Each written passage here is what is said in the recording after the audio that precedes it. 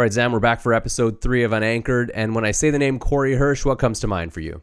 The 1994 Lillehammer Olympics. Yeah, if you're a sports fan, you'll know what Zam is talking about, specifically a hockey fan. But if you're not, Corey Hirsch is an former NHL player, now a broadcaster. But universally, he has been doing a lot of great work around mental illness and mental health and destigmatizing that. So I'm really looking forward to this chat today.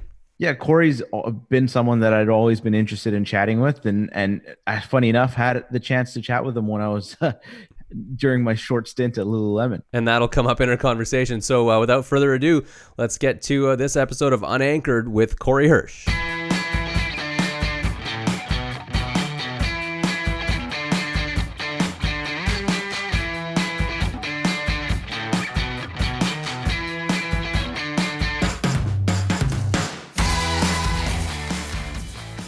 All right, welcome to Unanchored. This is episode 3, and Zam and I were talking as the intro music played, just doing some math, making sure we knew when the intro music was going to run out. Math, not our strong suit as broadcasters, and I like to consider myself a creative person too. So certainly, I used to be good at math in high school. Those days are long behind me. Zam, how you doing, buddy?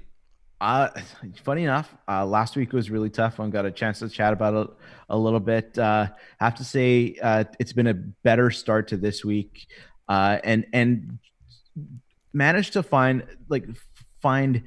a little bit of semblance of normalcy amidst this pandemic. And have to say, yesterday for me was the first day in months that has felt like a sort of a normal day. Yeah. How So about you? yeah, you're part of the group that's getting out there and living their lives out there in the public. And I'm sure you're doing your best to physical distance from people, but it's nice to get out in the world again with things opening up. A lot of people I see are getting haircuts, which is probably long overdue for most people. I'm in need of one, but I'm gonna do it here at home. I've had success for my last 3 haircuts at home, COVID cuts they call them. So I'm gonna stick with that, save some money. But yeah, I'm doing well. It certainly feels like a weight has been lifted with this COVID stuff, but just being able to get outside and long way to go, but that's good that you're feeling normal. I'm glad to hear that. Well, as we discussed last week, it was a tough week for me personally, and I did manage to go get my first real haircut today. The experience itself is still very different. Yeah.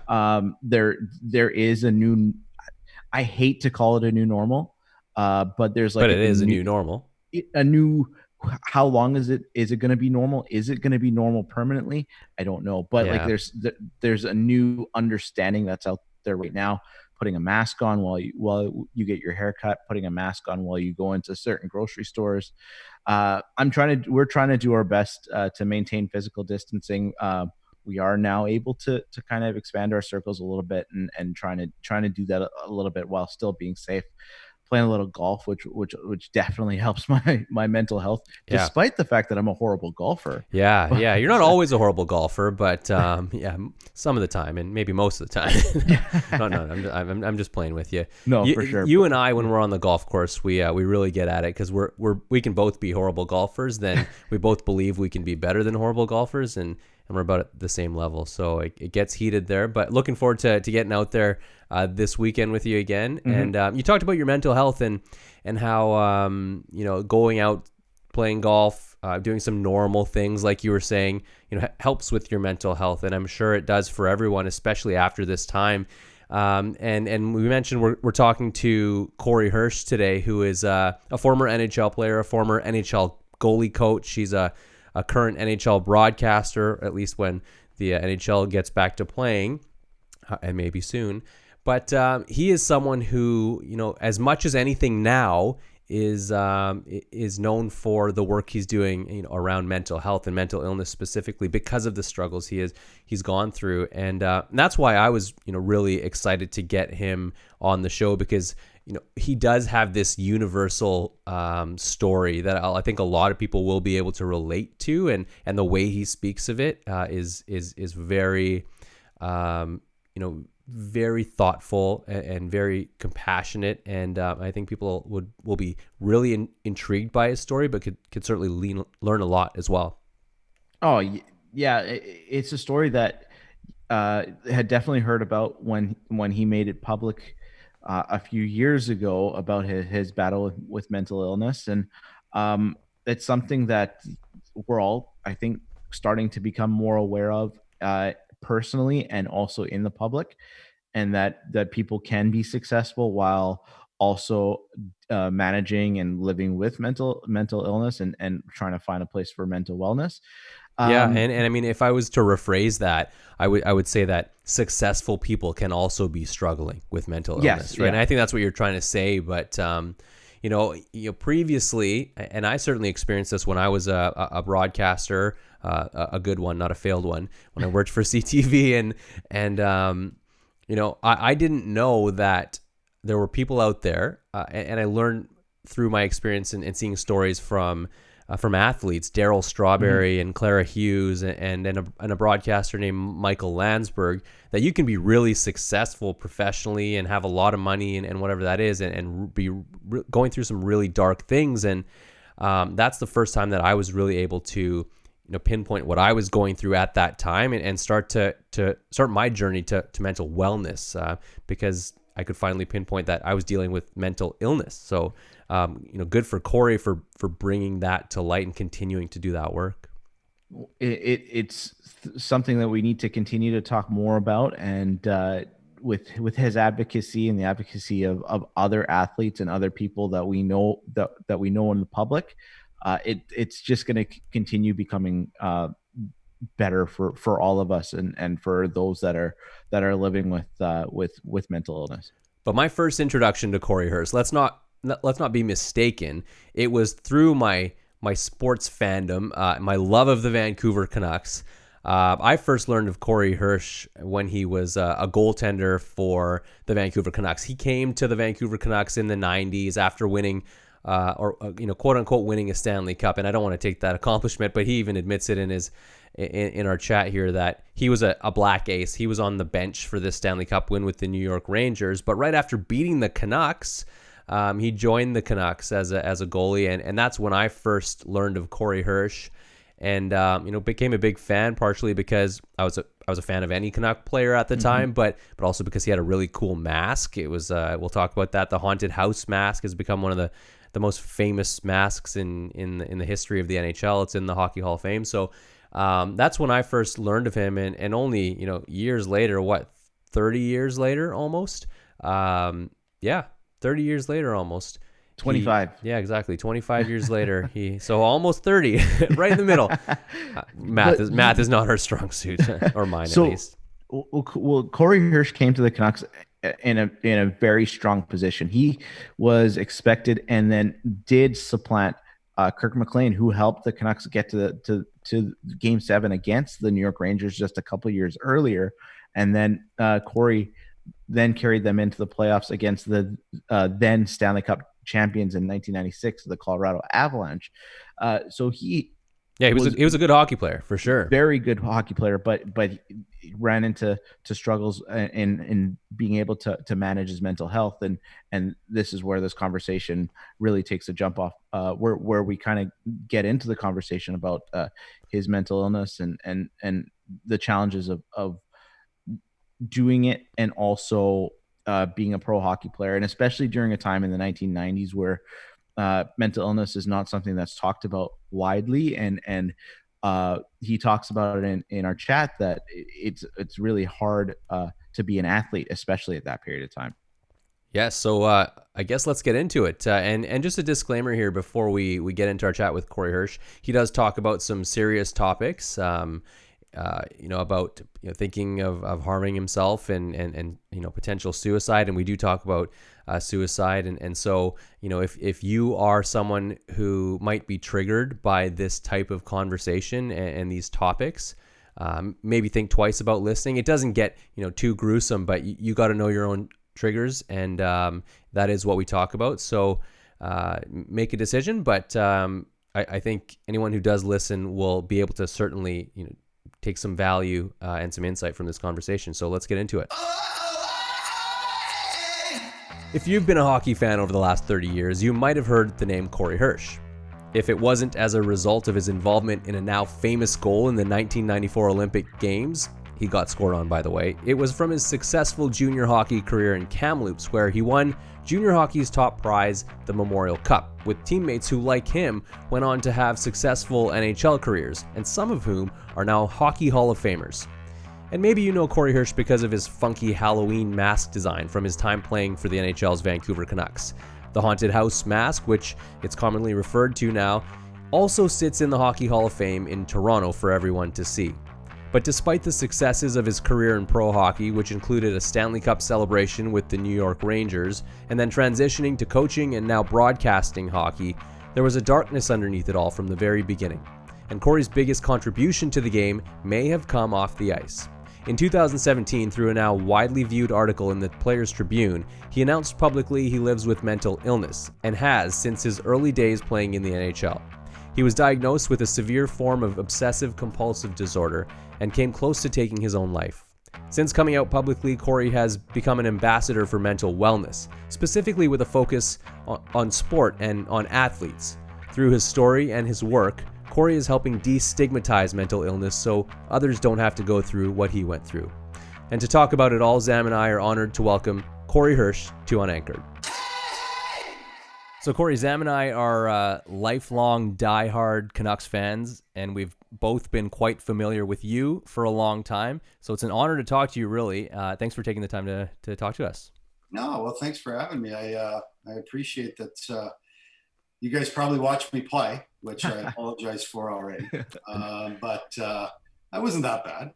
No. It was a good, like, up until now, the season was going great. It's exciting. Like, I'm excited for the future of the Canucks. I think it's going to be awesome. Yeah, definitely. I think any Canucks fan that's watched the team for a while has experienced the lows, and there have been plenty. But in recent years, there have been lows, and so getting out of that is exciting for the people on the side watching too. Obviously, we're living in unprecedented times with this COVID-19 pandemic, still having a grip on all of our lives to a certain extent. I've seen you on Instagram playing the guitar and recently read that you're using playing the guitar as an outlet during these times. First off, how are you doing during this whole thing? And then we can talk about guitar. I appreciate you saying playing guitar because I'm not sure what I call it. But you know what? I picked it up about 8 years ago. I started, but never really, I fooled around a little bit, could never really put anything together, set it aside, pick it up, set it aside. And then during this, I was at my girlfriend, my partner's house, and she had a guitar in Toronto. And I'm like, I got nothing else to do. Might as well pick it up and start playing it. And then I realized that from the time I put it down previously to now, there's so much incredible stuff on YouTube for teaching and lessons and learning songs. And it's been really enjoyable. And I didn't realize how great it's been for my mental health, for just, using a different side of my brain that is probably more of the artistic side, which I don't feel like I have much of one, but, and just how much of an outlet it's been for me to be able to kind of pick it up. And it's like, wow, it's incredibly soothing if you don't let it get frustrating for you. Realize that I'm never going to write a song. I'm never going to, so, just take it for what it is and just have fun with it. Absolutely. I've kind of found myself in the same situation. I've got a guitar behind me here and I haven't picked it up in years. But, because I'm cooped up at home and, I've got work and I've got the kids here, I found myself wanting to pick it up, express myself that way. And it's been quite, like you said, therapeutic and soothing. So what level of guitarist do you say that you're at? You said you haven't written any songs, but I've seen you play on Instagram Live even, and you got to take some confidence to do that. I would say I'm below campfire. Okay. Yeah, me too. if somebody else, I could probably play along with them if somebody else was playing. But right now I'm trying to learn how to sing and play at the same time. And that's a whole nother level. So I can strum, any song pretty much you give me as long as they're basic chords, but, throwing, my voice out there with it is a whole nother level. It has to be a very simple song, but it's been fun. Like it's been really enjoyable. Yeah, you've been open with your, as you even mentioned right now, your struggles with mental illness, and I'm wondering how that has come to the forefront during this COVID-19 time, and if it's been any different than regular times for you, and how you've coped with it. And we'll talk a little bit more in detail about your background a bit later, but specifically, right now, how has that kind of crept up for you, if at all? It's, in all honesty, it's exposed to me the things I still need to work on that I took for granted. So when you're busy every day, there's a lot of things that don't happen and you don't realize, you need to work on those things and deal with them. And that when you're left alone with your thoughts for 5 weeks, and, I was quarantined with my girlfriend for 5 weeks before I came back. And there was a lot of things that I didn't realize that I still need to work on. Just mental health wise, and just uh, things that I'd let go that I thought I was good with now. It's been so many years. I've had so much therapy. I'm good. But mental health, you have to continually, it's like anything, it's a skill. Like you have to work on it every day. You can't let it go. And it's exposed a lot of the issues I still need to work on, which is, I look at it as a bit of a blessing because it's brought those to the forefront for me, and I'm able to look at them and I can work on them. Corey, it's a pleasure talking to you today. And well, you're saying a lot of time for your guitar, a lot of time to I guess to focus on your mental health. But your day job is as the color commentator for the Canucks radio broadcast on Sportsnet Radio after a long professional hockey playing career. Now, some players after leaving the game, they don't really stick close to the game, but you've been retired for nearly 15 years and you've maintained a close proximity to the game, coaching and now broadcasting. Does this speak to your passion for the sport?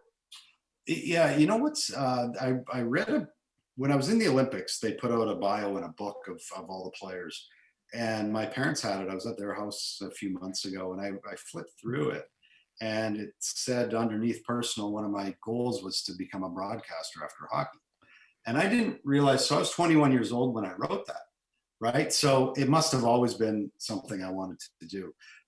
Staying in the game has a lot of luck after you're finished. You have to be right place, right time. Everybody thinks that they come out of the game, oh, I'll just scout, or oh, I'll just coach, or I'll just go into broadcasting. There are very few jobs. So you have to get a little bit lucky, and you have to work hard at it. You have to network. You have to make yourself available, present.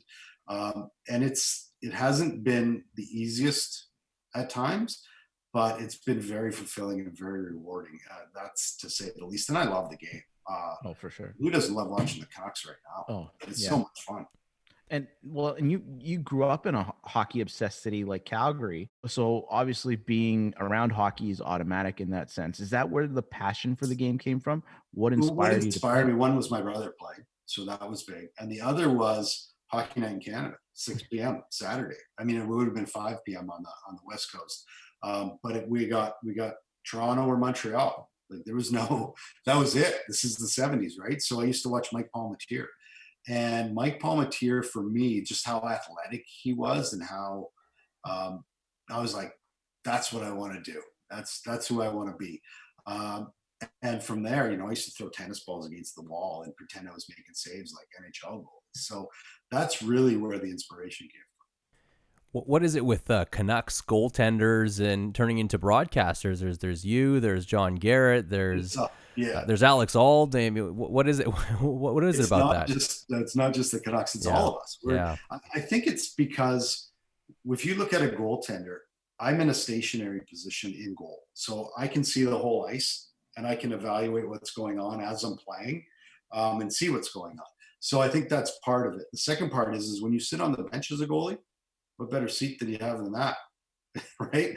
You watch the whole game. So I've probably watched and played in over 5,000 hockey games, really, that experience. When you're a forward and you're going 100 miles an hour and you got guys trying to hit you, you don't really see what's going on around you. You're just trying to make the next best play. So I think over the course of a career, a goalie just sees the game and learns it probably differently than, say, what a forward would. So I think that's why you see more goaltending, like a catcher in baseball, right? The whole field's in front of them. Mm-hmm. Everybody else, the whole field's, they're facing the plate. So I think that's why you see both sports like that, catchers and quarterbacks and goalies become broadcasters.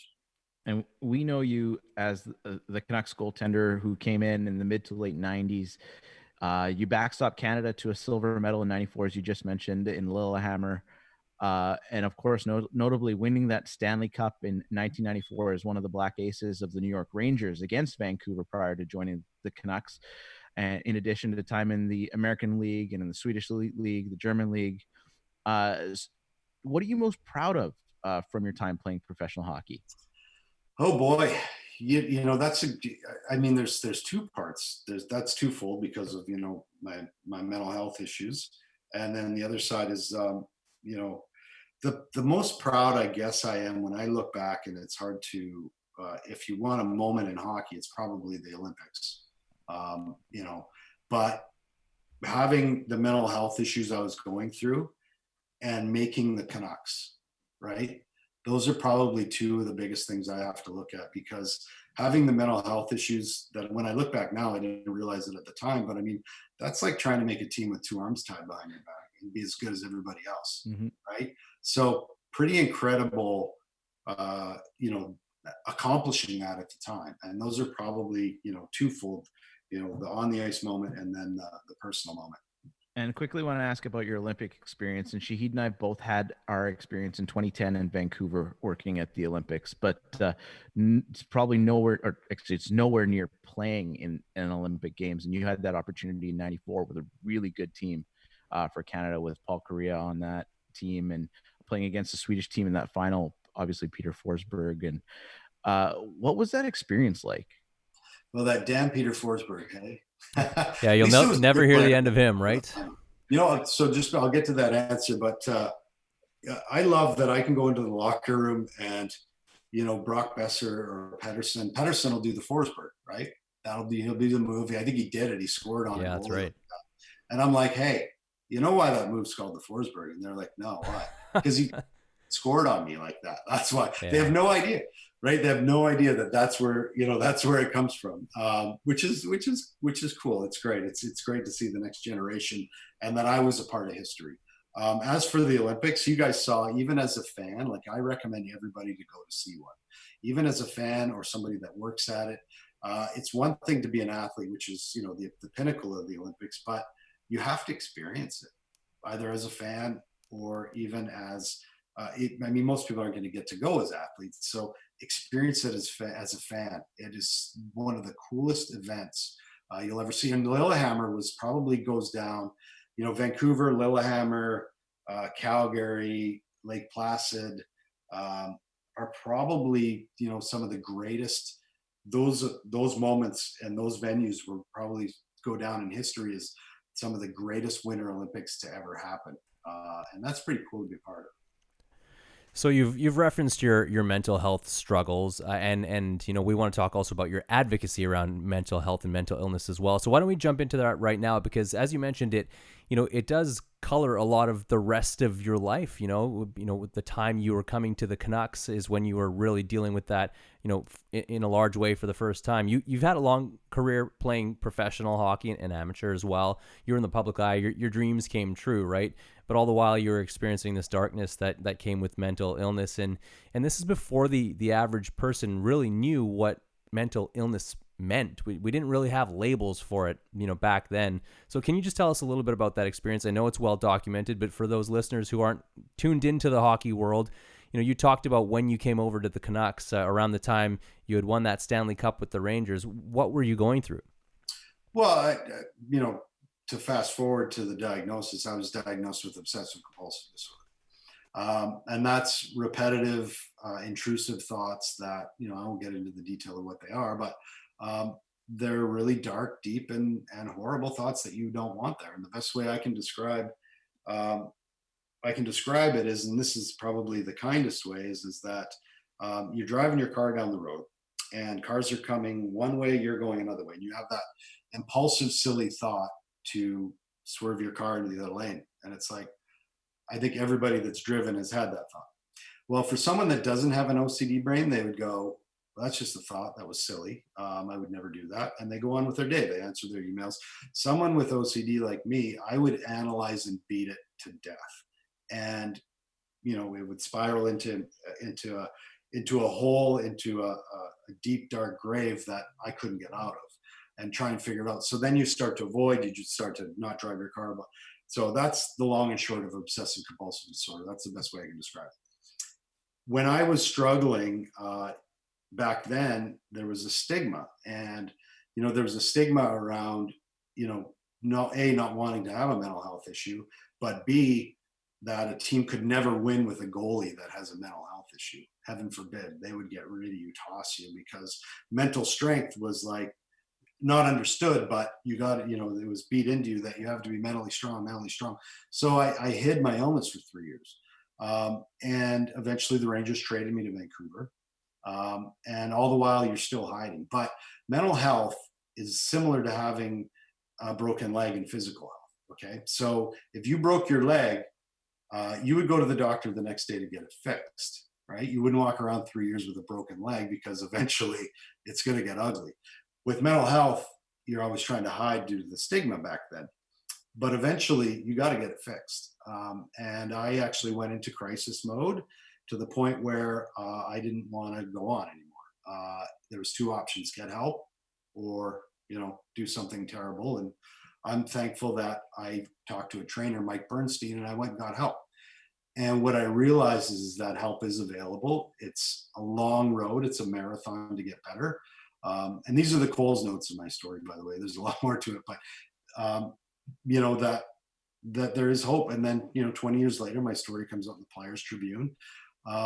That what I realized out of that is that there's so many other people that struggle with mental health, but that there is hope and help available. But we have a lot of work to do to help people. Yeah, that's right. I mean, oddly enough, we've talked about our common interests already on this podcast, being hockey and the Olympics and mental health. And oddly enough, I see a lot of my own story in your story, albeit at a different stage. You at the NHL level and having so much profile. But I was a young reporter at CTV Vancouver. I got to a big stage quite quickly, seemingly had everything that I wanted quite quickly, and then started to experience things that in my mind I hadn't experienced before, feelings I had never experienced before, and didn't know how to deal with them, and certainly didn't know what it was at that time. One of the measures I took was quitting my job right before getting married. I just needed to get out of my job. I thought the job was the problem, and that's when my journey kind of began, when I started to figure out, well, maybe there's more to this than just not liking my job. In fact, I actually liked my job quite a bit. It turns out, at least.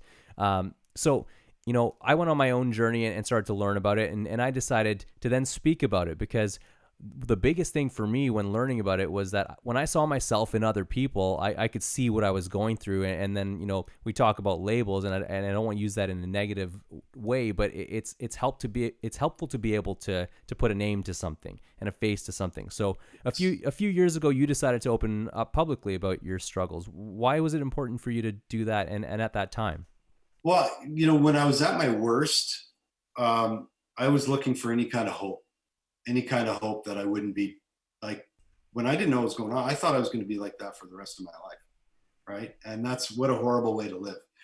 And I looked for hope. I went to bookstores. We didn't have internet. I went to bookstores. I just searched for anything that there was a story of someone that struggled with whatever it was. I didn't even know what it was, but went on to be successful and do great things, and that there was help all available. And I didn't find that. And that was probably the most discouraging thing ever. Was that I didn't find any reason to believe I wouldn't be like that for the rest of my life. So I promised myself then that if I ever did get better, that one day I would tell my story. And at the time, I didn't realize that 20 years later, what would happen. But for people that are struggling and feel like they need to come out to help others, they have to remember it took me 20 years from the time of diagnosis to feel comfortable to coming publicly with my story, right? So diagnosed at 26, found a therapist that could help me at 36, told, my story at like 44 or 45, right? So it's on everybody's timeline. I'm not some courageous soul that all of a sudden, went. It took me a long time to come to grips and feel like it was okay to be able to come out with my story, because I know there's people out there like me, millions, that are looking for some sort of hope that they won't be like that for the rest of their life. And there is treatment and help available. I'm proof of that. So it's a long road. Yes, it's a marathon, but those are the main reasons I brought my story forward, was because I didn't want anyone to feel what I felt and what I went through. And I know what that deep, dark place is like. So if I could give somebody some hope in that time where they're, where I was at, and when I didn't find any hope, that's what I wanted to do. And I think I accomplished that. I really do. We still have a long way to go, but the article accomplished what I wanted it to. For sure. And we talk about just even 20 years later, these days, it's hard for people to talk about mental illness and to publicize it with like in people's day-to-day lives. But you were able to do that, at least with Mike Bernstein, and some of your teammates on the Canucks were supportive of what you were going through, especially in those times during the 90s. And we've heard in Canada, 1 in 5 of us suffer from mental illness, and that's a lot of Canadians, about 8 million people. What do you suggest when you talk to people, young and old? What can you suggest to people on how to help manage mental illness? I know some Well, of us use yeah, sports as a way. yeah. So there's we can manage anxiety and depression.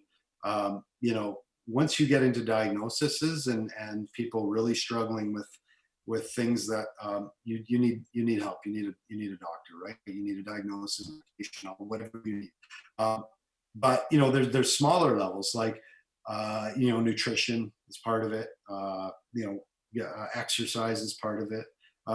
There's lots of different. Meditation is another one. Meditation it doesn't have to be the hokey, on the yoga mats. Meditation there's apps called Calm. It's just like taking 2 minutes out and just calming yourself and taking breaths. So there's lots of things we can do. Those are not going to cure OCD. Those are not going to cure bipolar. Those are not going to cure schizophrenia, right? But for everyday common anxiety, depression, those are things that can help get you to the point where maybe you can go get help if you do those. Those are some small things you can do to take care of yourself. Am I perfect at it? No. There's a lot of days that I don't go for exercise, and but I know when I need to, right? I know when I need to go back to that. And there's lots of great apps. Headspace, Calm is one. There's lots of great groups. Kids Helpline is another that people can call if they're really struggling. So, we have a lot better resources now than I did then. How can family and friends of someone who is dealing with these issues be supportive or help through the process? Great question, because there's 4 out of 5. If it's 1 out of 5 that are struggling, 4 out of 5 aren't. But they have to deal with that 1 out of 5, and they have to know how to deal with it, right? So, the majority of the population is empathetic and can feel, but they don't know what to do. The biggest thing for me, for helping people, is most people with mental illness don't expect you to solve their problems. They know you're not qualified. I'm not qualified. I'm not a therapist. But guess what I can do? I can listen, right? I can listen without judgment.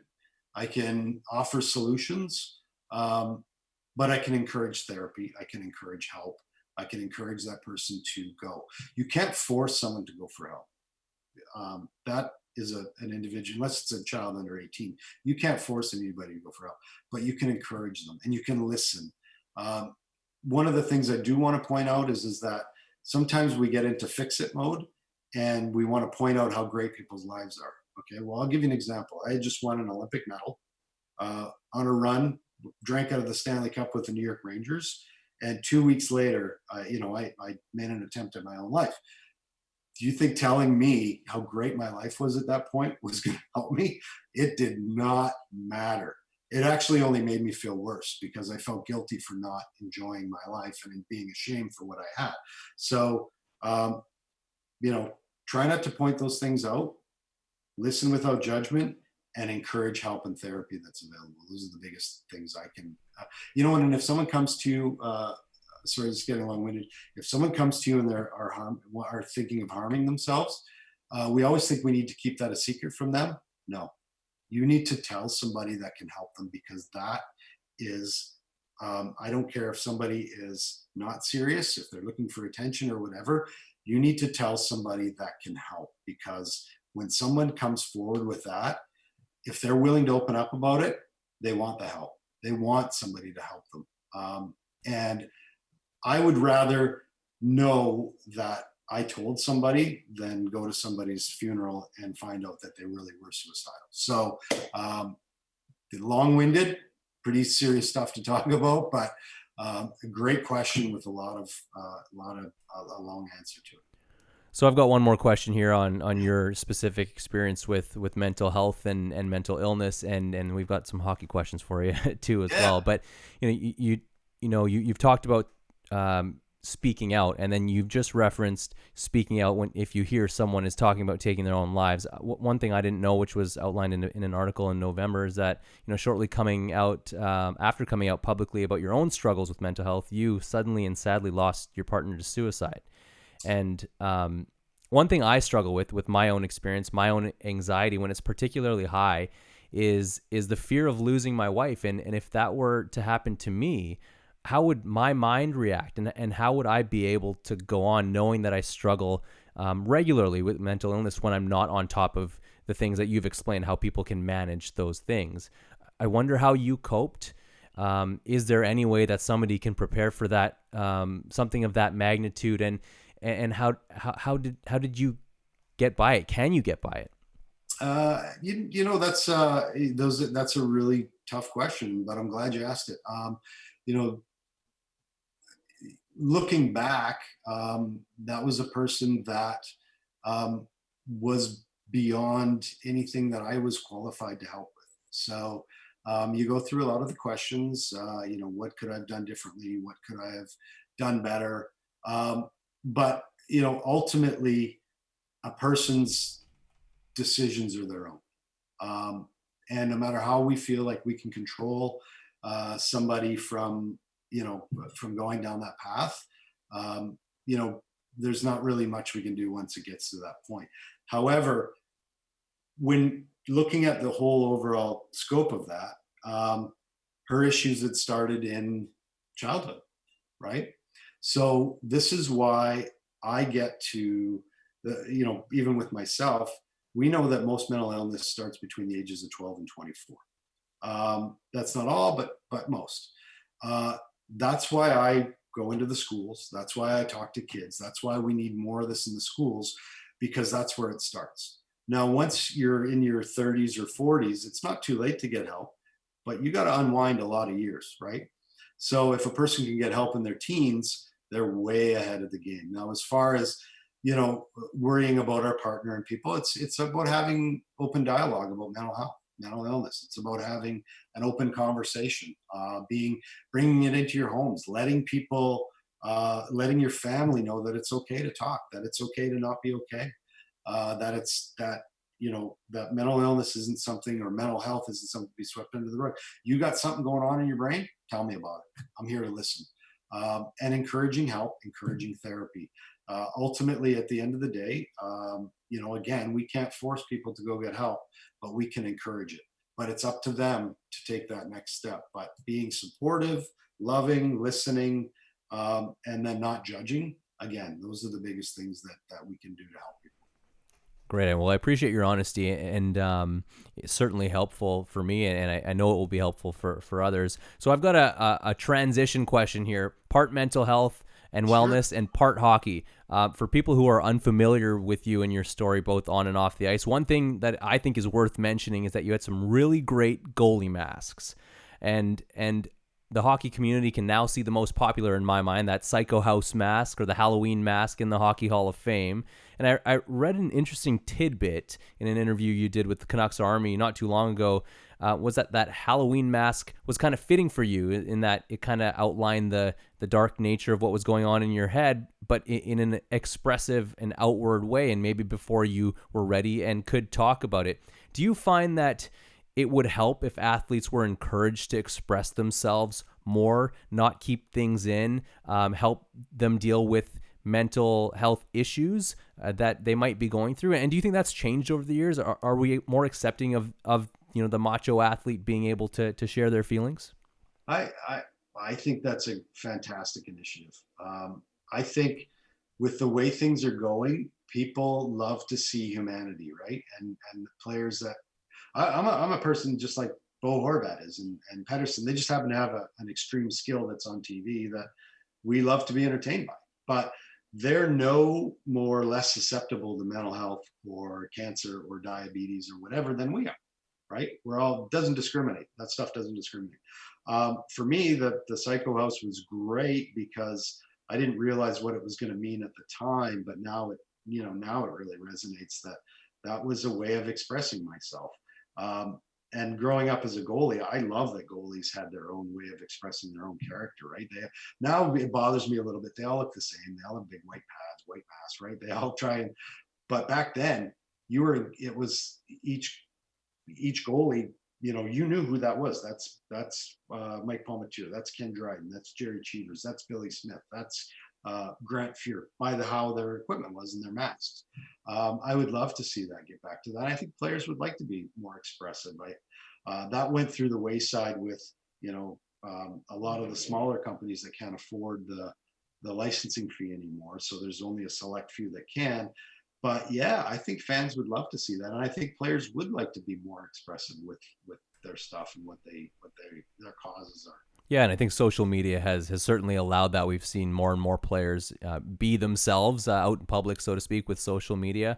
You talked about coming to Vancouver and that trade from the Rangers. You ended up being on the other side after winning the Stanley Cup, drinking out of the Stanley Cup, as you've said, against the Canucks. And I've been watching the Michael Jordan documentary on Netflix these days, and one thing that stood out to me when the Bulls acquired Dennis Rodman, the team and their best players, specifically Jordan and Pippen, welcomed him with open arms despite his history with the Detroit Pistons, their biggest rival and the most hated team in Chicago. So, I've seen that happen many times in hockey, and I'm sure you have as well. Did it feel weird to you to end up on the Canucks, having just been a part of that run prior? I a little bit, but it was I didn't play in the actual game, so I didn't engage in the battle, so that helped. But I was more excited that I was going to another Stanley Cup finalist team. I was going to a good team. I wasn't going to a team where I remember Ottawa back then was just an expansion team, and they gave them nothing, and they only won like 12 games or something, right? Like I was thankful that I went to Vancouver. And looking back, I love it here, right? I mean, it shaped my life. It's where I met my wife. It's where I wouldn't have the kids that I have if I didn't meet her when I was playing here.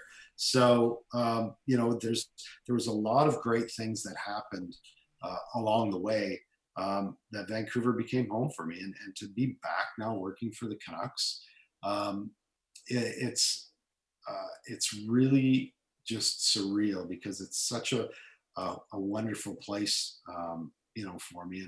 And I'll say my ex-wife now. Sorry, it's probably, we all go through things in life. But anyways, it's such a beautiful city, and it's probably one of the top 5 in the National Hockey League. It really is.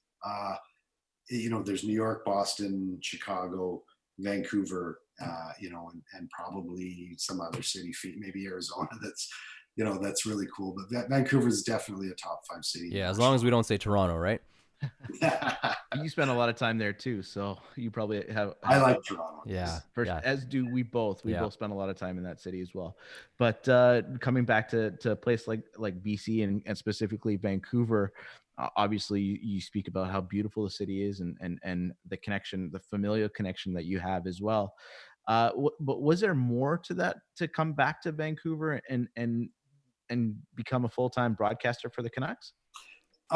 You know what? It was to come back where when I left Vancouver, I left with my tail between my legs because of, what had kind of happened with my mental illness. I was diagnosed here.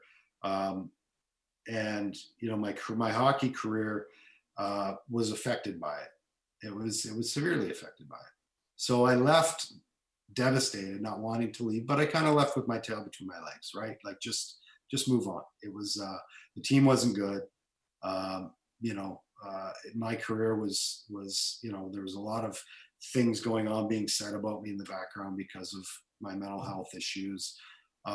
So to come back when I'm, the age that I am, a much healthier adult, a much more rounded person, and open about my struggles, is like a gift. It really is. And to be able to be back here and the team I love, the Canucks, that gave me that opportunity. It's just really cool to be back here and to be back in part of the city. And before you got into a full-time broadcasting career, you were coaching for a number of years, starting with some Canadian World Juniors teams, and then for the Maple Leafs and for the St. Louis Blues. Was going into coaching a natural transition from being in the net? And then do you miss it? It was, coaching it was a natural transition, no, because when you're a player, it goes from being all about you. Okay, so my pregame, my game, I got to be this, I got to be that. When you get into coaching, it becomes about somebody else's performance. So it's a completely different animal. And you're trying to pass on the knowledge that you gained to them as a player. And there's a fine art to doing it because you're dealing with somebody that might be a better player than you were, right? But just needs some tweaking and some help, an NHL goalie. And then you have young goalies that you can shape and mold their careers, which is really cool. I got to work with Ben Bishop, Jake Allen, Jordan Binnington when I was in St. Louis. And I feel like I had I'm not the reason they are who they are today, but I feel like I had a small part in passing my knowledge that might have helped them. So that's really cool. The issue with coaching is that, the team could not be doing very well, has nothing to do with you, and you can just get picked off, right? Like, look at the job Travis Green has done in Vancouver. He's done a fantastic job. At Christmas, the fans all wanted him fired, right? And he only lost like 3 games in a row. And it's a very ruthless, very cutthroat position to be in. So that's the hard part about coaching.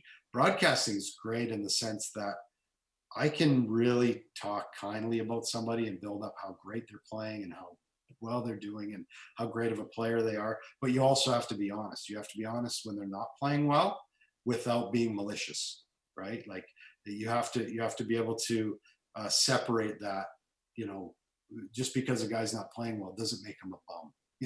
He's still a human being. He's still doing the best he can, but you have to be able to articulate in a way that, he's not having the best night, but you also have to be able to articulate and be the first person to say when that person is playing well. And that's the part that I love is when someone's playing well, I can really, say good things about them. And that seems sort of more like a modern coach mentality. We've heard of the hard-ass coaches from back in the day who maybe wouldn't have taken that approach, but certainly, obviously, with your experience and being in tune with your own feelings, and it might be a bit easier for you to be that type of coach. I want to ask you a sort of a parenting question as a follow-up to that then. You're a parent of a young hockey player, and I've got twin boys who are 3.5 years old right now, but I can't wait to get them into sports. And while I was a super competitive athlete, I tell myself I'm going to be a supportive parent, not pressure my kids to do anything that they don't want, and to focus on enjoyment of the experience of organized sport. How do you handle that? What kind of hockey dad are you? And is it hard not to close your eyes and see your son playing in the NHL or your daughter doing whatever she wants to do? Yeah, you know what? I took the hands-off approach because I know what I had to go through to make it, right? Like, it's not all about talent. There's your 5% of players, your Mike Modanos, your Wayne Gretzky's, your Mario Lemieux, your Brett Halls, your elite players that are going to play, Scott Niedermayer. They're going to play in the National Hockey League regardless. They don't need a coach that's going to push them along. They're just that good. The other 80, 85%, you need to be on the right team, the right coach, develop, get some help along the way that you didn't expect, get an opportunity. Like, there are so many factors that roll into making it pro. Like, it's astronomical. I'll give you so example. Victoria was going to list me as one of their goaltenders when I was 13 years old. Kamloops got to the listing me, I think, the day before. So I ended up a Kamloops prospect. There was no draft, it was a list. Victoria, when I played junior hockey, if they'd have gotten to the list before Kamloops did, they won 5 games one year. I would have never got drafted. I would have never played in the National Hockey League. My life would be completely different. But because Kamloops listed me, the point being is there's a lot of factors that go into stuff like that, right? So anyways, my route and my advice is to just enjoy watching them play. Just enjoy watching the game. Sports isn't about making the NHL. It's about learning to work with a team, making friends, it's keeping you out of trouble. One great thing about being on a team is, if one of us started to stray, like say we started hanging out with a bad crowd, your teammates would be like, hey, like, what are you doing? Like, why are you hanging out with them? You're coming with us, right? So you're with a group of good friends that kind of protect each other. And as a parent, that's what you should be looking for, not for whether or not your kid's going to play in the NHL or get a scholarship and all that. It's about learning the sport, making friends, and learning about teamwork. Yeah, and that stroke of luck that you talked about landing you with Kamloops for your junior hockey career, you ended up playing on teams with future Stanley Cup winners and Hall of Famers. Yeah. Obviously, a great experience, I'm sure. But, there are a lot of young hockey players who are playing junior hockey right now, and obviously the goal is to make the NHL for them. Yeah. What would you say to them about how to approach the junior hockey experience? I suspect a lot of them put a lot of pressure on themselves for it to be a springboard right away to the NHL, but I wonder if some of them miss out on what could be the highlight of their hockey careers because they're looking past it right away. Yeah, well, part of it is to stay in the moment and what you have, where you're at. Once you get to that level, yeah, you need to start thinking about, right, maybe I can turn pro, and give it your best shot. Or, at the minor league levels, it's a lot different. But once you get to the junior ranks, it's something, okay, you're probably 16, 17, 18 years old. You're starting to develop. You're starting to, be able to see where your life is going to go and what you want. Put the time in, put the work in, put the energy in. That's when you can start really looking at how can I become a better player and a better person. The other side to that is if the pressure is immense because you put everything in one basket. The other side of that is that, have a plan B. And it's okay to have a plan B. It's okay to have something that you're going to work at on the side, because that will take the pressure out of the sport. And when you don't have a pressure, you perform better. You actually perform better, right? If you have a goal, you're going to play in the NHL, you can go to that goal. But if you have this over here, an education or something else that, so that hockey doesn't just define you, you're going to be way ahead of the game and way better off, and you're going to be a better player. So now, bring it back to today. We're about 6 weeks into this coronavirus lockdown, and there's some musings and some rumblings about a return to the NHL with training camps in mid-May, and with the NHL, the regular season finishing at the beginning of June and rolling into playoffs until August. Do you think this is possible or likely? Is this what you're hearing? You know what? I do think it's possible. I really do. I think, if you look at the way Canada and BC has done a fantastic job, they really have of understanding what this is. When everything shut down a month ago, we didn't know what we were dealing with as a society. Even, when all the doctors and everybody's like, so I think it was a smart decision to take that breath and to have everybody just shut down, right? Let's figure out what we're dealing with, figure out how we can work around it eventually. I think we're at the point now where we're starting there to figure out how this virus is working and all that. I'm again, I'm not qualified to make any decisions or tell people what to do, but I do believe we're starting to learn how to live with social distancing. So if we can find a safe way for these players to play again, I say why not? But leave that to the experts, the CDC, the health minister of Canada, the health minister of BC. But in my eyes, just watching what I see a lot of people staying 6 feet apart, social distancing, and doing the right things. And if we can control that environment through a sport, I think it would be a great win for the people against this virus if they were able to get some sort of humanity back in their lives and back in their TVs. How do you think the game will change if there's nobody in the stands? Obviously, it'll be different for you. It'll be different for the players on the ice. But do you think the product will change a whole lot? I don't think so, because when you're a player, the fans they're there, they're there, and they can give you the push that you need, and you love having them there. But as a player, you learn through mental strength, you learn to block out and focus only what's on the ice.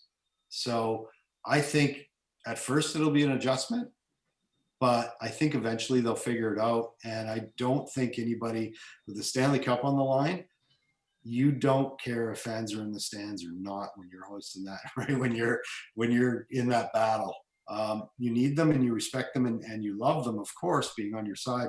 But when you're focused and the game is on, yeah, it's going to be a little bit weird, but you're conditioned as an athlete to, focus on what's on the ice. And I think guys will be able to separate it. That's interesting. Now, in hindsight, I'm thinking all my beer league games didn't have any fans, and I put everything on the line. So, yeah, that makes sense. These guys play junior in front of nobody sometimes. Yeah, that's right. They played in the minors, some of them in front of nobody. Like, it is, it's a luxury. Maybe, you know what? Maybe what good will come out of it is that maybe it might have players and all of us appreciate the people that pay the tickets to watch the game, right? Maybe that's what will come out of it. I hope so. There's always, out of all of this, I have an appreciation for a lot more things than I used to, boy. And that might just going and sitting and having a coffee, or going into, Lululemon and being able to, to talk to people and buy stuff and all that. So it's, we've learned a massive lesson in society of this. And if we haven't, then shame on us. For sure. And before we wrap up, we have to ask you about the current Canucks team, considering your perch from the broadcast booth. At the beginning of the year, this year's edition of the Canucks could have been described as still being in the midst of the rebuild. But between the play of JT Miller, Elias Pettersson, Quinn Hughes, and Jacob Markstrom, it's safe to say they've outkicked their coverage. Would this season be considered a success, even if they don't make the playoffs in this bizarre season? You know what? 1,000%, I think it would be. It's taken quite a turn, obviously, but last summer I think we all were in agreement, and we could have sat around a table, you guys and myself, that the Canucks, they would knock on the door of the playoffs. We didn't know if they would get in, right? So when things shut down, that's exactly where they were, right? So they were right where we expected them to be. The emergence of Quinn Hughes, and Pettersson and JT Miller and Brock Besser, that made the travel a little bit more exciting, and probably at times there was more expectation than there should have been. But this team moving forward, man, I can't wait for next year. Mm-hmm. I hope they make it. I hope they make a long run. I really do. I think that's a stretch. Although I do know if the Canucks ended up getting in the playoffs and hockey does go, they are a team I would not want to play in the first round, right? You got a lot of young guys with nothing to lose. Mm-hmm. Jacob Markstrom in goal, and guys that can fly around the ice at 100 miles an hour, right? And they're going to be healthy. Like, anything can happen. So it should be pretty exciting, but I'm even more excited 2-3 years from now. I'm curious. You kind of had a front row seat to the Pavel Bure experience for a couple of years, and even though he was injured for a bit of that time, but how do you compare that situation for Vancouver and having that superstar who really took over the league, and the Elias Pettersson and Quinn Hughes situation that the Canucks find themselves in right now? For me, like it is, the parallel is crazy, right? That Pettersson really just jumped in game one, shot one, and became the best player on the team and took over the league in terms of attention from Vancouver. Do you see the parallels there too? I do, and you know what? You need an elite player on your team, at least one or two, to get to the Stanley Cup Finals and to actually win. You really do. The Sedins were that when they went to the finals. And then you need a good supporting cast, but you do need an elite player. So, that 94 team without Pavel on it, probably not making the finals. And that's not saying that Pavel was the whole team. It's just that you need that elite player. So, as the Sedins were aging, you need to find that elite player again. And Pettersson comes in, and Hughes, you have it. they have it. They have that elite talent that you need to get to a Stanley Cup final, to even get an opportunity. Doesn't mean you win. Sedins were great elite players. They're going to be Hall of Famers. Doesn't mean you win, but you at least get a chance. So with Pavel, he gave the Canucks a chance. He was part of that group, getting him on the team. I see Pettersson and Hughes the same way. I see them getting the Canucks a chance to get at least, to a final at some point in their career. Whether they win or not, I don't know. It's flipping hard to win a Stanley Cup. It is so hard to win a Stanley Cup. Yeah, and as Canucks fans, we know that it can end poorly, right? 50 years for St. Louis. Yeah, that's right. Years, right? And they get on a really lucky, magical run that takes them to the finals, and they win. And not, I shouldn't say luck. That's not fair. They wrote a hot goalie. They came together at the right time. That's how hard it is to win a Stanley Cup. Yeah, a historic run for sure. We won't see one like that ever again. So who knows? Anyways, we've had you for close to an hour here, so really appreciate you spending the time during the lockdown with us, and appreciate your candor, your honesty, and like I said at the beginning, it's been an honor for the both of us to talk to you, being Canucks fans, but certainly with all the other stuff we've talked about too. It's been a pleasure, and we really thank you for taking some time. Awesome. I'm glad you reached out, and hopefully we see you guys soon, and you get that guitar off the wall. Get playing it. Oh, I will. Have fun with it, right? Well, thanks so much, Corey. Awesome. And say hey to Bass for us. I will. Will do. Thanks. Once again, thank you to Corey Hirsch for joining Zam and I on Unanchored. A really interesting conversation and a really important conversation. Of course, as Canucks fans, Zam, pretty cool to talk to one of the guys we saw playing hockey growing up. But more importantly, what we talked about around mental health, I think can help a lot of people. Definitely during this time, during COVID-19, and more of us are dealing with mental health issues, but at any time, really. Oh yeah, it's one of those things that whether they're on the surface or they're things that you know how to manage, or things that you struggle with, it felt better for me to hear someone else who also deals with his issues are a lot. I don't know. I guess you could say more severe than mine are, but we all have issues that we need to deal with on a day-to-day basis, and talking with someone about how to deal with them is always makes me feel better for sure, and it's cathartic in a way itself.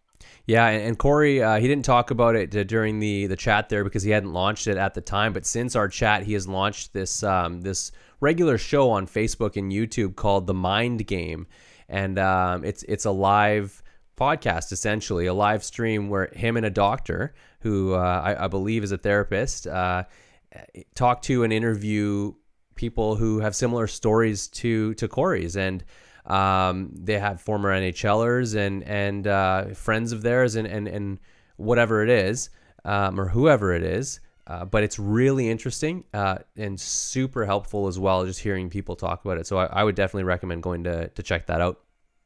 For sure. Yeah. And he's had his daughter on his own Facebook live That's show, right, yeah. from what we've seen as well. And another former NHLer named Clint Malarchuk, who had a brutal incident on the ice where he got a skate in the throat as a goalie and had this near death experience. Survived it, but that resulted in some major trauma later in life, and he had to deal with that, and he talked about that with Corey on the show too. So definitely very interesting. For sure. Yeah, it was great to also talk a little bit of hockey as well, as we know Corey being the color analyst for the Canucks Vancouver radio broadcast, the Vancouver Canucks radio broadcast on Sportsnet Radio, and we talked to him about obviously about where we would be if the NHL got back to playing, and we're not that we still haven't gotten back there. We're at the end of May, and I talked a little bit about how cool, despite there being no fans in the arenas, how cool it would be to still have hockey, and especially playing for the Stanley Cup, and potentially a Canucks team that could do some damage in the playoffs. Yeah, so looking forward to getting back to watching hockey and and that way we get to hear Corey Hirsch again. Hopefully you listening enjoyed the conversation with Corey and were able to learn something about hockey, about him, about mental health, mental illness, whatever it was. Hope you found it interesting. If you did, feel free to share this conversation with your family and friends, and stay tuned for the next episode. Zam, any parting words here? Well, just like I try to remember every podcast, make sure to follow us on our different social media channels. Yeah, see if you have to ask me what our social media channels are this time, though. At Unanchored Podcast on Instagram. Yep, 1 for 1. Unanchored Pod on Twitter. 2 for 2. And Unanchored Podcast on Facebook. That's right, 3 for 3. And be sure to, if you're still listening, because I know we're really deep in the episodes here. If anybody's still here, be sure to leave us a note and let us know who you want to hear on Unanchored. And if you have any questions, comments, be sure to follow, or be sure to send them our way. We've had some great feedback from our first 2 episodes, and I believe we're going to have some great feedback for today's episode as well. All right, man. Well, thanks for chatting. Good job, and we're looking forward to the next one. Thank you. Yes, me too. We'll look forward to talking again next week and continuing to bring these great conversations that we've had.